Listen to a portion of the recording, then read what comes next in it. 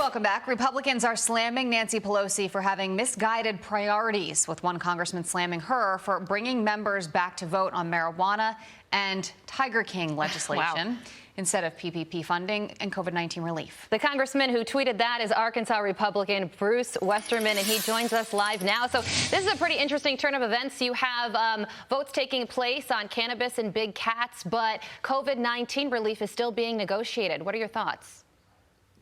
Well, good morning, Carly. Good morning, Jillian. Great to be with you. And, you know, I was thinking it's the lame duck. We've got a few weeks of legislative business left. And I was shocked to find out we were coming back, at least part of us were coming back, Republicans were coming back to D.C. to vote on marijuana and Tiger King. You know, with COVID peaking, with small businesses closing, you know, Jamie Herrera Butler proposed that we do a discharge petition to spend some PPP funds to help these small businesses that are struggling back in September, and the Speaker has ignored that. And you can't make it up. I can't believe we're here back in D.C. with just a few weeks of time left, and the government's not funded, the military's not funded, but by golly, we're going to vote on pot and Tiger King. Well, I guess some people, you know, make the argument that both sides are blaming each other right now for not getting anything accomplished as far as stimulus goes with COVID-19 relief. Let's go ahead and take a look at this. This is a Nancy Pelosi and Chuck Schumer statement after backing the bipartisan $908 billion stimulus bill. This was yesterday, and this says, quote, "Many family budgets and small businesses are at their breaking point in light of the urgency of meeting the needs of the American people and the hope that the vaccine presents. It's time for Leader McConnell to sit down with Democrats to finally begin a true bipartisan effort to meet the needs of the country." So now at this point, after backing this, they're kind of punting it off to McConnell.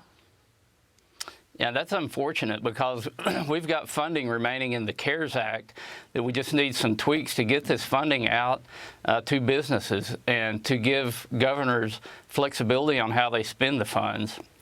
It's really unfortunate the way people are hurting across this country, and we can't just make a few tweaks to get this needed funding out there. And I think it speaks volumes to what we're seeing across the country. You know, Joe Biden said something about, and I'm glad he admitted this, that Democrats have forgotten rural America, but I think it goes deeper than that.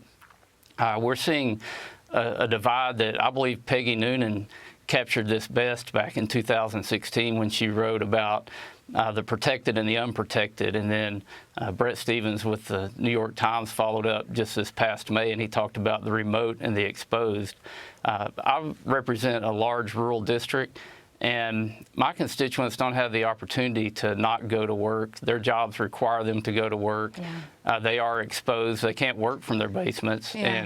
And you know, when we come back to vote on pot and marijuana, and a lot of Democrats are sitting at home in the safety of their basement collecting paychecks and basically thumbing their nose at the people that are working to make sure that there's food in the grocery store that is delivered.